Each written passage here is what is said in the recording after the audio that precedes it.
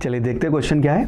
Question कहता है कि particle of mass m moves on a straight line with velocity increasing with distance according to the equation v is equal to alpha under root x, where alpha is a constant. The total work done by all the forces applied on the particle during its displacement from x is equal to 0 to d will be, और ये चार option अपने को यहाँ पे दे रखे हैं। Now अपने को यहाँ पे दिया हुआ है कि भाई वेलोसिटी जो है वो वेरी कर रही है अल्फा अंडर रूट एक्स से, और हमें यहाँ पे बताना है वर्क डन क्या होगा। तो पहले ही देखते हैं कि हमें करना क्या है, उसके लिए जो करना है वो कर लेते हैं।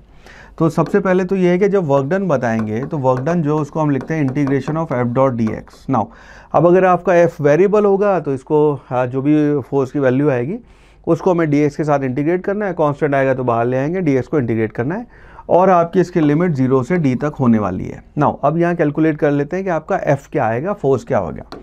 इस केस में अपने को दे रखा है वेलोसिटी जो है वो दी है अल्फा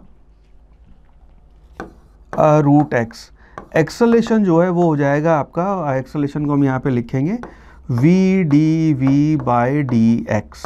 नाउ v जो है उसकी वैल्यू हो जाएगी आपकी alpha under root x multiplied by, जब आप d v by d x इसको डिफ्रेंशिएट करेंगे तो सबसे पहले तो ध्यान रखना अल्फा एज इज आ जाएगा, और 1 बाय रूट एक्स है जब आप उसका डिफ्रेंशिएशन करेंगे तो उसकी वैल्यू आ जाएगी 1/2 रूट एक्स। तो यहाँ पे आपका अंडर रूट एक्स कैंसिल हो जाएगा, यानी कि आपका एक्सेलेरेशन जो है वो आ गया अल्फा स्क्वायर बाय 2। नोटिस करना एक्सेलेरेशन ये कांस्टेंट है।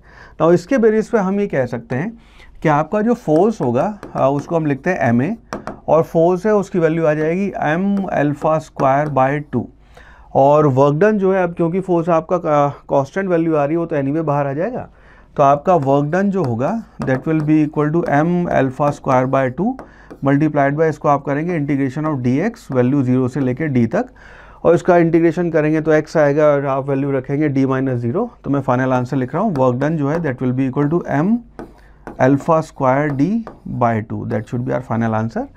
सो बेस्ड ऑन दिस हम कह सकते हैं m alpha square d by 2, यानी कि आपका ऑप्शन सी जो है m alpha square d by 2 that would be the right answer.